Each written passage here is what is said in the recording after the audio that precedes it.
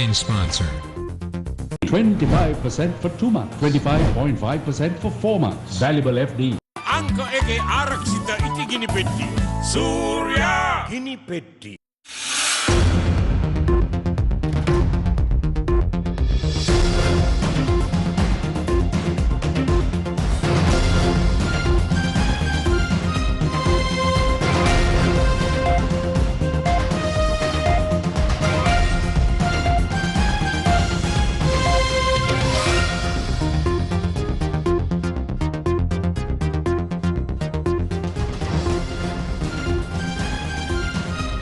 A very good evening. It's the 19th of November 2022. Welcome to the prime time news here on TV1. For the Newsfirst team, where the people come first, I'm Senitha Senanayaka. Before we take a look at the stories that we've got for you this evening, let's take a look at the headlines.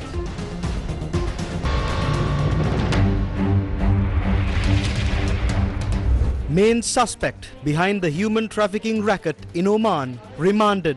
Further details regarding the racket revealed. Steps taken to strengthen the economy under a 5-year program, says the president. ආර්ථිකය ස්ථාවරය කරන්නත් ආර්ථිකය ඒ වගේම ශීඝ්‍රයෙන් වර්ධනය කරන්නත් වැඩසටහන් අපි ක්‍රියාත්මක කරගෙන යනවා. Shehan Pasindu, who was arrested yesterday, granted bail. Opposition leader objects to attempts made to label central bank officials as reasons for the economic crisis. මේ රටේ බංකොලොත් භාවයේ ක්‍රියාත්මක කරේ කොහොට්ටු රාණුව මහ බැංකුවේ නිලධාරීන් නෙවෙයි.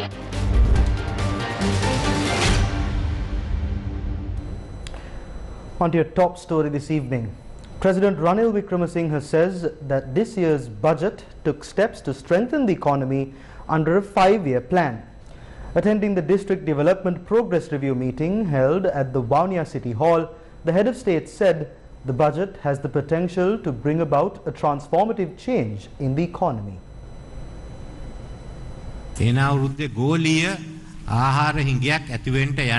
A global food crisis is predicted next year.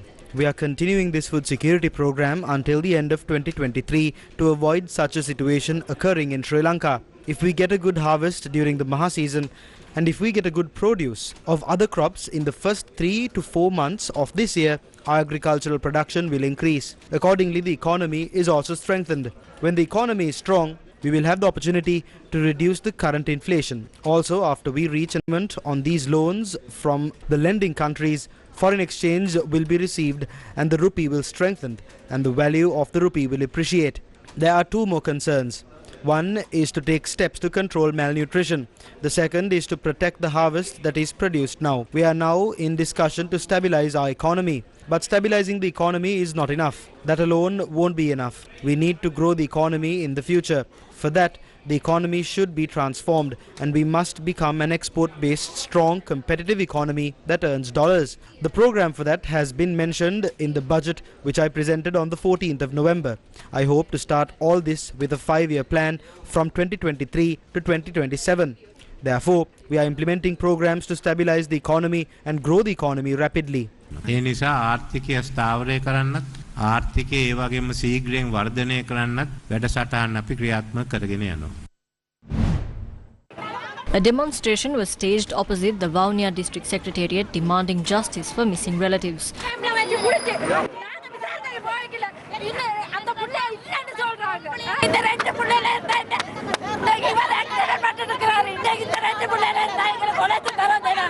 The police did not permit the relatives of the missing persons to enter the Vavuniya District Secretariat.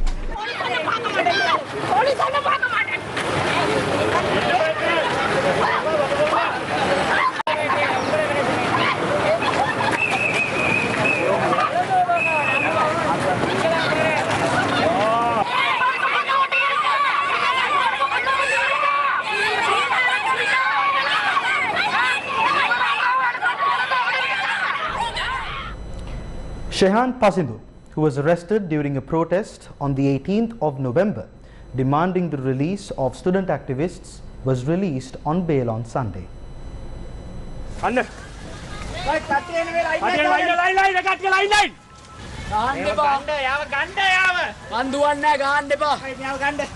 Bail was granted after the magistrates of Falstaff Court No. 3 visited the Colombo National Hospital on Saturday afternoon and recorded a statement from Shehan Pasindu. He was admitted to the 72nd ward of the National Hospital on Saturday morning after taking ill following his arrest. The magistrate came to the hospital and examined him and granted bail. He is still receiving treatment at the hospital. Hospital sources told us that he is not in a suitable condition to go home. He was granted bail by the magistrate, not by the police. He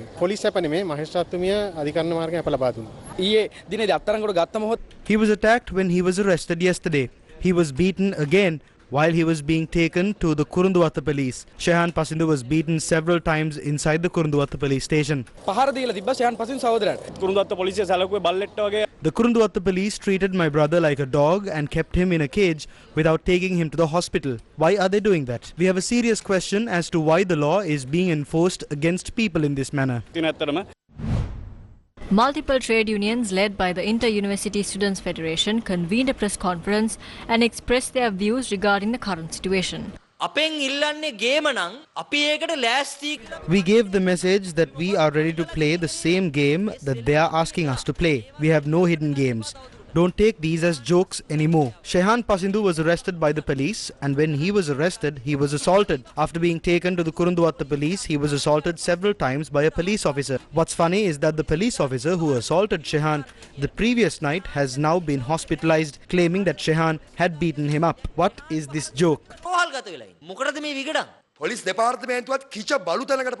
The police department has stooped so low. Now the police is in the hands of the Rajapaksha's henchmen whose ulterior motive is to seek revenge. It's a serious matter. Vasanta's and Venerable Siridhamma Thero's matter is now with the Attorney General. We would like to inform the Attorney General, if you play this delivery correctly, the next round of objections and protests will be staged against you. නීතිපති ගාවට. ඒ නිසා නීතිපතිට අපි කියනවා ඔයාට ඇවිල්ලා තියෙන මේ බෝලෙට ඔයා හරියට බැට් කරේ නැත්නම් නීතිපති ගාවට තමයි ඊළඟට මේ විරෝධතා ගොනු වෙන්නේ. Speaking in Parliament, the opposition leader has objected the attempts made to label central bank officials as the reasons for the economic crisis. And on top of that, a consignment of rice donated by China has also arrived to the country today. We'll bring you the details right after this short commercial break. News First, main sponsor. 25% for 2 months. 25.5% for 4 months. Valuable FD. අංක එකේ ආරක්ෂිත ඉටිගිනි පෙට්ටි. සූර්යා ගිනි පෙට්ටි. ලොවටම එළිය දෙන්න දිලෙන සූර්යා. අමතක වෙන්නෙම නැති නමගේ සූර්යා. පොහොතින් දැල්වෙන ගිනි කුර සූර්යා. කවදත් නමගත් ගිනි පෙට්ටි සූර්යා. කවදත් නමගත් ගිනි පෙට්ටි සූර්යා. කවදත් කොතනත් සමගේ විශ්වාසය දිනාගත් අංක එකේ ආරක්ෂිත ඉටිගිනි පෙට්ටි. සූර්යා ගිනි පෙට්ටි. අයිවන් සතුටින් ඉන්නේ වයරින් කරලා. වයරින් කිරුවේ එස්ලොන් පොලිකොන් යොදලා. For your safety and the protection of the wires used in networking and AC wiring, Eslon Polycon cable trunking. Welcome back to the news. As it was mentioned in the headlines, opposition leader Sajit Premadasa commented on views expressed recently in Parliament regarding the country's economy and the actions of the central bank officials. They're attempting another robbery. Yesterday we saw them trying their luck with this. They're plotting on how to break the central bank this time. I would like to bring this to your attention. A gang of cronies cannot be given the keys to the central bank. I request that you rewind the speech made by the Honourable Prime Minister regarding the robbery of the central bank while he was in the opposition in this house. The people who bankrupted this country are trying to appoint their henchmen to the central bank and carry out another central bank scam. Leave no room for this. Bring forward bills that will make the central bank independent as soon as possible. මේකට ඉඩ තබන්න එපා. කරුණා කරලා මහ බැංකුව ස්වාධීන කරන අනපනත් ටික ඉක්මනින්ම පාර්ලිමේන්තුවට ගෙනෙන්න. මේ වෙනකොටම මහ බැංකුව වඩා ස්වාධීන ආයතනයක් හැටියට කටයුතු කිරීමට අවශ්‍ය නීති රාමුව මේ වෙනකොටම සකස් කරමින් පවතිනවා. ඊයේ දවසේ Yesterday, a member of parliament who was elected from the national list threatened officials at the central bank. We are against this. This country was made bankrupt by the SLPP and the Gotabaya Rajapaksa government, not central bank officials. මහ බැංකුවේ නිලධාරීන් නෙවෙයි.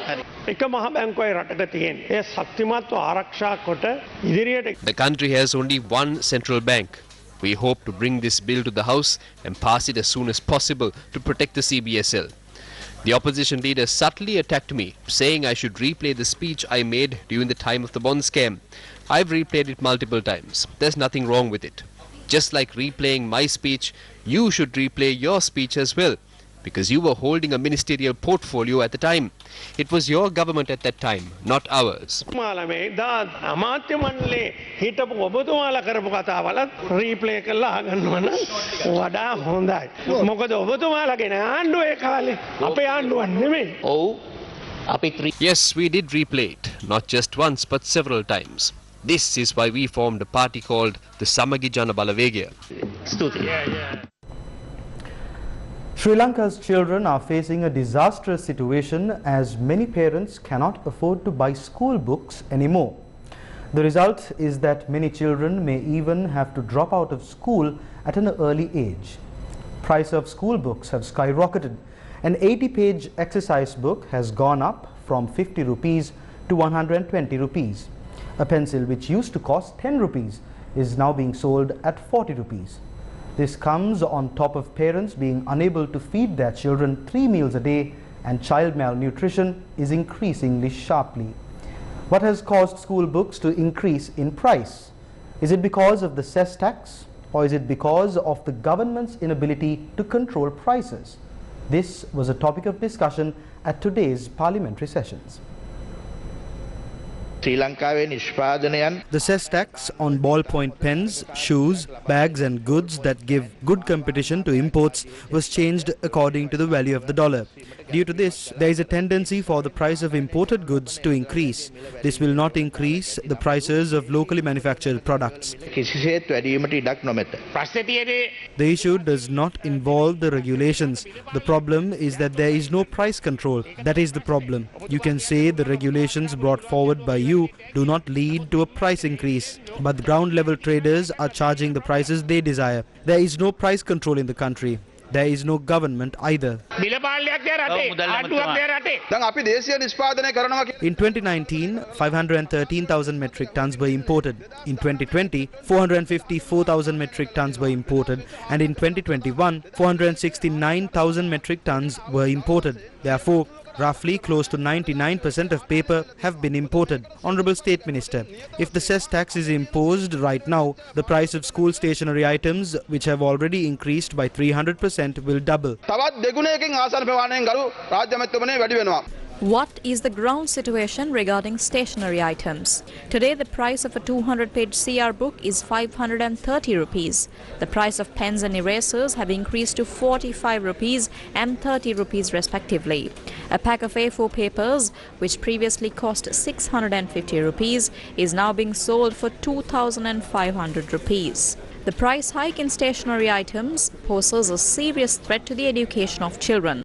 ළමයට පොතක් ගන්න දෙපාරක් හිතන්න ඕනේ. හිතා ගන්න බැරි අමාරුවෙන් යන්නේ. ළමයින්ගේ අත්‍යවශ්‍යම දේ තමයි ඉගෙන ගැනීම. මේ දේවල් මෙහෙම මිල ගණන් වැඩි කරන්න ගියොත් ඉතින් මිනිස්සුන්ට මොනවා වේද කියලා ඉතින් හිතා ගන්න හරිම අමාරුයි. ලබන අවුරුද්දේ උසස් පෙළ පන්තියට එන්න ඉන්න ළමයින්ගෙන් 100%ක්වත් ඉස්කෝලේට එයිද කියන එක විශ්වාස කරන්න බෑ මේ මිලත් එක්ක සසඳපුවාම. ගොඩක්ම දරුවන් පොඩි පැන්සල් කෑලි ගෙනල්ලා තමයි පන්ති කාමරේ ලියන්න පටන් ගන්න.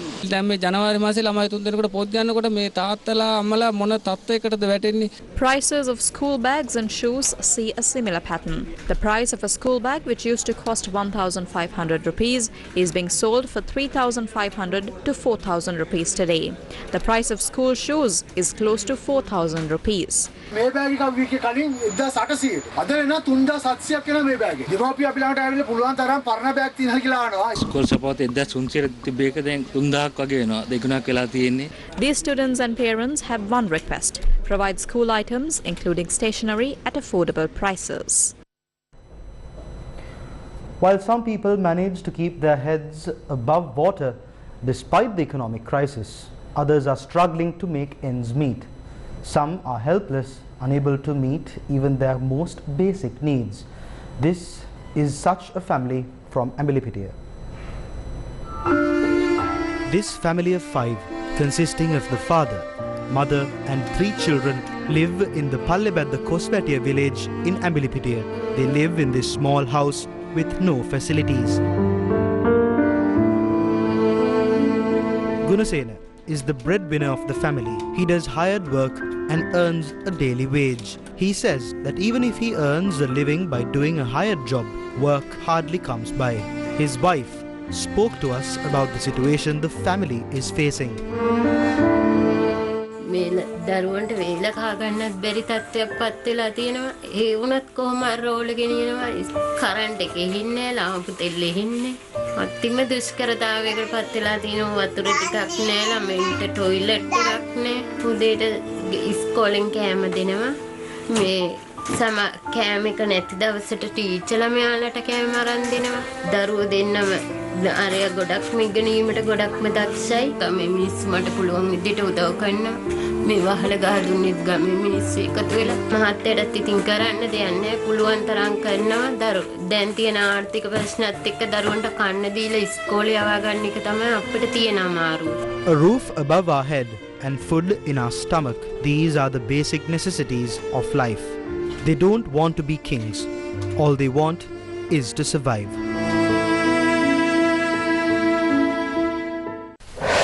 News First with the people. A new consignment of rice donated by China to Sri Lanka arrived at the Colombo port on Saturday morning. A new consignment of 1,000 metric tons of rice donated by China to schools across Sri Lanka arrived at the Colombo port on Saturday morning. The Chinese embassy in Sri Lanka tweeted, "The 1,000 metric tons, which equals to 100,000 packs of rice, will be distributed soon." It added that a total of 7,000 metric tons, that is 700,000 packs, have been handed over to Sri Lanka since June.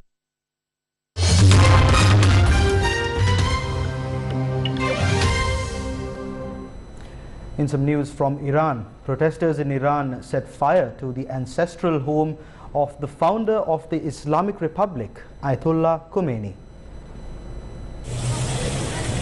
Images posted on social media show part of the ancestral home in the city of Khomeini being set ablaze. Foreign media have verified the video's location, but regional authorities denied there had been an arson attack. Ayatollah Khomeini is said to have been born in the house, which is now a museum that commemorates his life. Social media videos from Khomeini show dozens of people cheering as the fire breaks out. The fire at his ancestral house is one of the latest incidents in a wave of nationwide demonstrations directed at his successor, Ayatollah Ali Khamenei, and his government. In the meantime, a senior intelligence officer of the Islamic Revolution Guard Corps called Pasdaran was killed during clashes with demonstrators in the Kermanshah province in western Iran. He was stabbed in the heart unarmed when trying to protect a pedestrian against thugs during unrest in the city. Taking a look at some news from the United States, an independent lawyer has been appointed to oversee the U.S. Justice Department's criminal investigations into former President Donald Trump. Jack Smith, a former war crimes prosecutor, was named special counsel by Attorney General Merrick Garland in a news conference. He will lead inquiries into how Trump handled classified documents and his alleged role in the Capitol riot. Trump, who is the subject of several other probes, denies any wrongdoing. Smith will ultimately decide whether the former Republican president, who announced his 2024 candidacy just 3 days ago, will face criminal charges. He said the move would give the public confidence in the investigation. In the meantime, Elon Musk started a Twitter poll asking followers to vote on whether to reinstate former US President Donald Trump's account on the platform, with early results showing roughly 60% voting yes. Musk, Twitter's new owner, said in May he would reverse Twitter's ban on Trump, whose account was suspended after last year's attack on the US Capitol. Musk said earlier in the day that a decision to bring back Trump's account was yet to be made. We'll go in for another commercial break. Stay with News First. 25% for 2 months, 25.5% for 4 months. Valuable FD. Ivan සතුටින් ඉන්නේ wiring කරලා wiring කිරුවේ එස්ලොන් පොලිකොන් යොදලා. For your safety and the protection of the wires used in networking and AC wiring, Eslon Polycon cable trunking.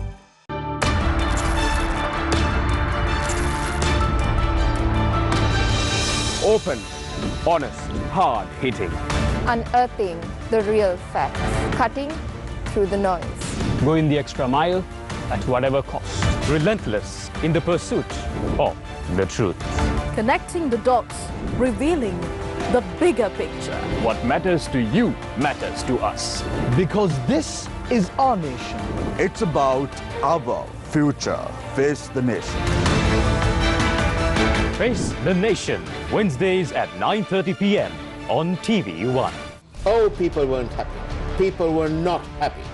PTA has been in the book since 1979. No, those stocks never went up. Banks only came down. These are what we call the blue chips. The blue chips. Root cause is that we don't have an equitable system of governance where the ethnic and religious minorities have a say. Sri Lanka is in an abyss of despair. Newsline, weekdays at 8:30 p.m. on TV1. Reaching out to the fallen, sharing the pain and suffering, standing with those in tears of despair, listening to heart-rending cries, providing solutions to daunting challenges.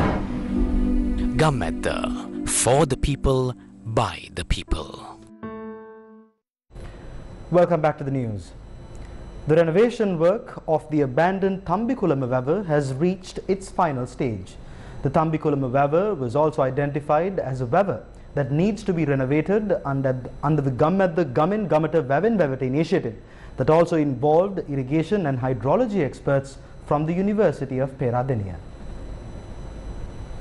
The Tumbikulama Vavu is considered as the largest vavu of the Bellankadavala cascade system.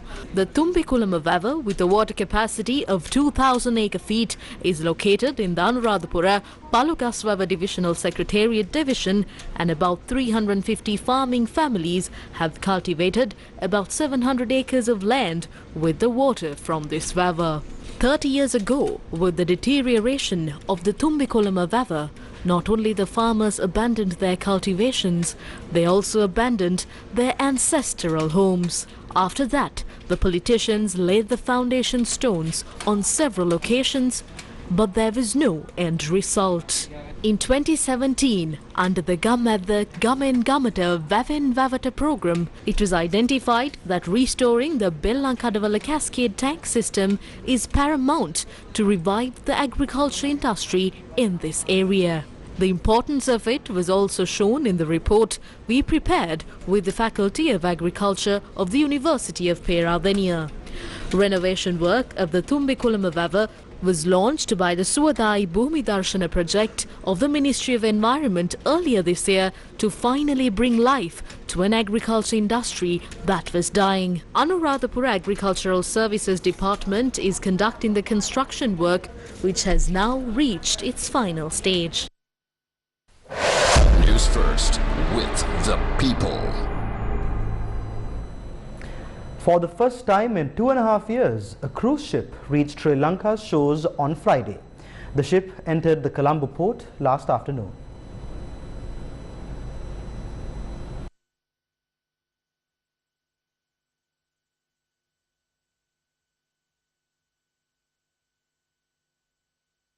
Right. We'll bring you the details of that story in a while. Meanwhile, in more local news, yet another event in line with the Global Entrepreneurship Week 2022 was held in Colombo today. The program focuses on inculcating entrepreneurial opportunities and economic opportunities for educators. The program included interactive sessions and discussions with the participants. The event was held in line with the Global Entrepreneurship Week, hosted by the Information and Communication Technology Agency of Sri Lanka. Another event organized by ICTA, par with the Global Entrepreneurship Week, together with Shield Technologies Private Limited, and the Leo Club of the Faculty of Science at the Colombo University was held. The event called Interstellar 2022 included a panel discussion and a motivational session on the topic of entrepreneurship for the youth and university students. The panelists consist of CEO Shield Technologies Thamudita Geet, former Tourist Board Chairman Paddy Vitana, and co-founder of Motivista Holdings Lakisha Pereira. Taking a look at another headline-making story, a terrible story of 90 Sri Lankan girls being sold as sex slaves in Oman continue today. The suspected kingpin behind this horror story was remanded today after he was arrested at the Bandar Naik International Airport on arrival from Dubai. News First has been closely following this story and exclusively revealing information surrounding this shame on our nation.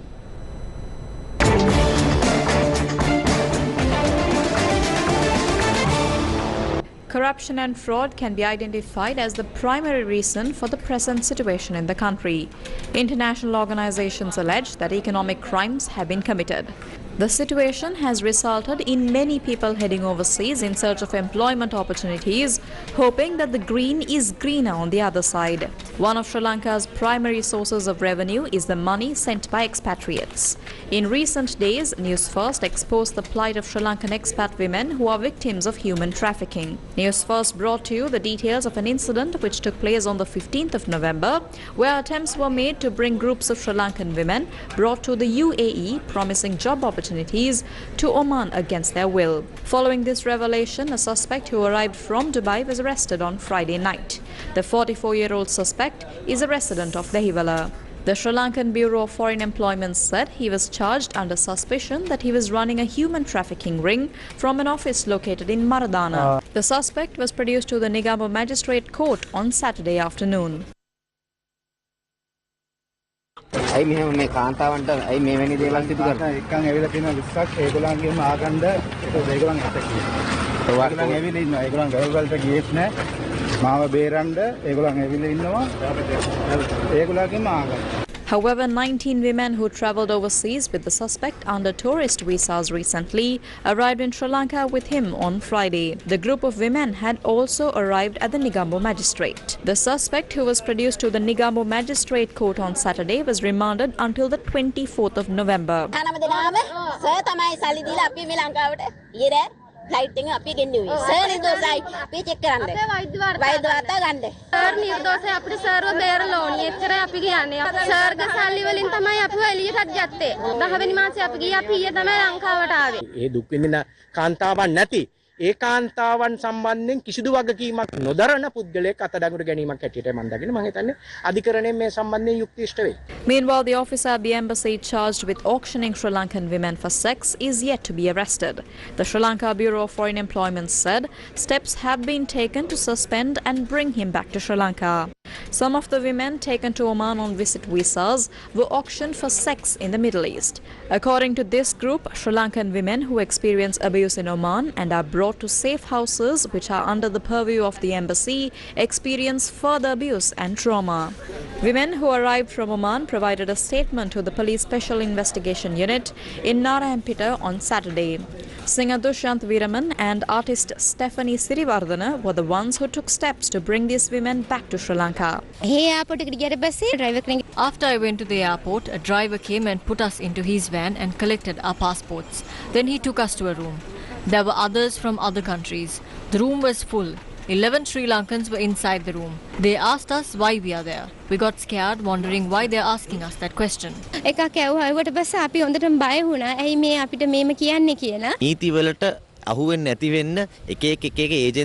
Agencies, sub-agencies and brokers have operated in a manner in which they will not be obstructed by the law. On the surface, it seems that uneducated poor people are going abroad for jobs. But this is not what is happening.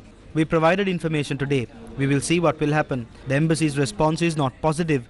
I have the voice cuts of them speaking to me. I handed them over. Since the day I said I have recordings of these women trapped at houses, in my phone they stopped answering my calls. Even today, officers at the embassy are not answering my calls. I have sent them messages via WhatsApp. They replied earlier, they don't anymore. මම ඒගොල්ලන්ට WhatsApp message එකක් ඉස්සර මට reply කරපු කට්ටිය reply කරන්නේ. They're not registered at the Sri Lankan Foreign Employment Bureau to work in Oman, only in the UAE, right? So if they go into Oman, it's actually illegal. So they become criminals. Once we explain this to the ladies, all of them, we have a voice recording where all of them are saying, I don't want to go to Oman. Kohomari apiva beraganda. Please save us somehow. This is a huge network. We found out that it's actually a system where it's very hard to trace because these ladies are first told by their families, hey, you can get a job. But the ladies are not aware that he's simply a broker. They think he's an agent. The broker then takes him to a sub-agency and gets all the paperwork done. Whilst they are registered in the Foreign Employment Bureau through the actual agency who sends the money to the broker. Broker asks the ladies to go and pay this travel agent to get them their ticket. This ticket is then the one-way ticket to Abu Dhabi is there, but the return is a dummy ticket. It is not a real ticket, and that return is from Oman. So it's two separate tickets. So it's very smart. They are very smart. They have found the law and they're going and finding the loopholes to actually trap these women, where when you try to trace them, it's very difficult. Despite the responses of responsible officials, Sri Lankan women continue to be victims of human trafficking in the Middle East. Another incident revealing the depth of this racket was reported from Batiklo on Saturday. Fatima Zahira, a woman from Palai Nagar, Batiklo, went to Oman on the 6th of January for a job opportunity. A mother of two, Fatima Zahira, went abroad using a visit visa, leaving the children under the care of her parents. Using WhatsApp, she told she is not being paid for her service. After several months, she picked up the phone once again.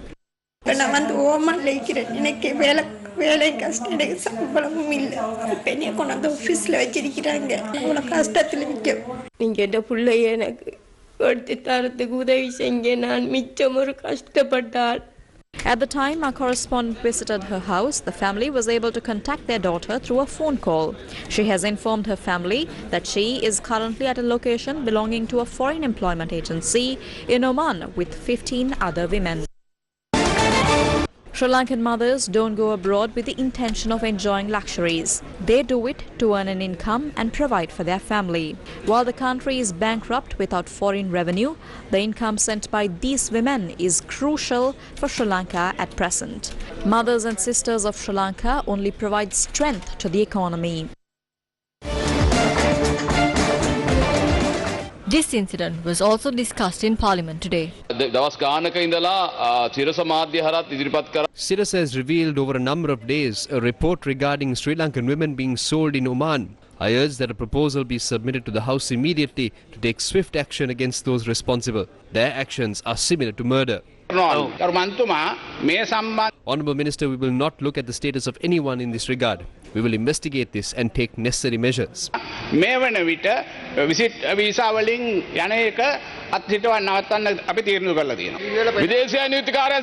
Put aside their status. We see on TV that our mothers and sisters are being sold. Are they not citizens too? This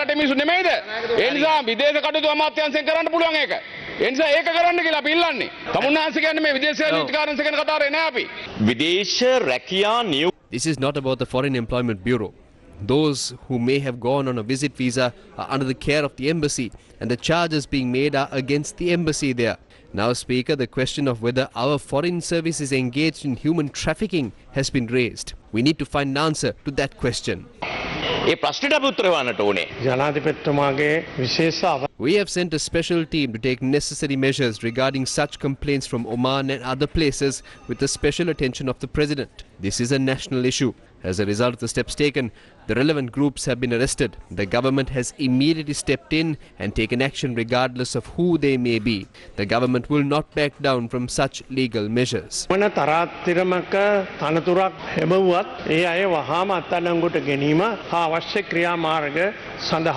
රජය වහා මැදිහත් වී තිබෙනවා. මෙවැනි නීතිමය ක්‍රියාමාර්ග සඳහා රජය පසුබහින්නේ නැහැ. While the country is facing an economic crisis, racketeers have made maximum profit out of the situation. The recent behavior of certain individuals are prime examples of this. When the COVID-19 pandemic entered Sri Lanka, some turned hotels into quarantine centres at high prices. Vaccines were brought down to the country at exorbitant rates after the ground situation got out of control. The people have not forgotten what the rulers said until then.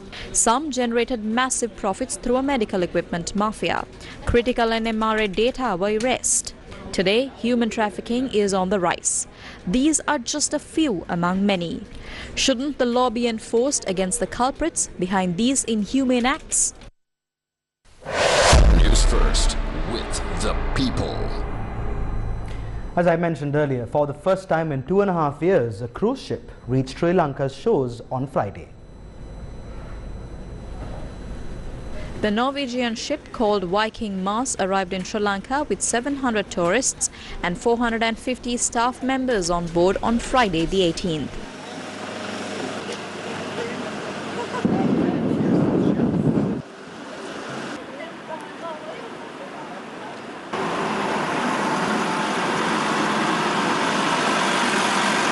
A group including the Minister of Ports, Shipping and Aviation, Nimal Siripala de Silva, and Minister of Tourism, Harin Fernando, welcomed the vessel.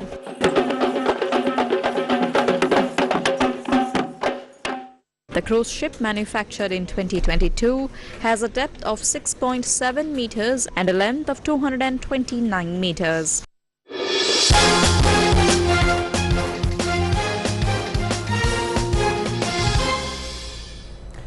In some news regarding the FIFA World Cup, FIFA President Gianni Infantino has accused the West of hypocrisy in its reporting about Qatar's human rights records on the eve of the World Cup. In an extraordinary speech at a news conference in Doha, Infantino spoke for nearly an hour and made a passionate defense for Qatar and the tournament. The event has been overshadowed by issues in Qatar, including deaths of migrant workers. Host Qatar kicks off the tournament against Ecuador on Sunday. And that brings us to the end of this edition of Primetime News here on TV1. For the Newsfirst team, I've been Senator Sena Naik. Take care and stay safe.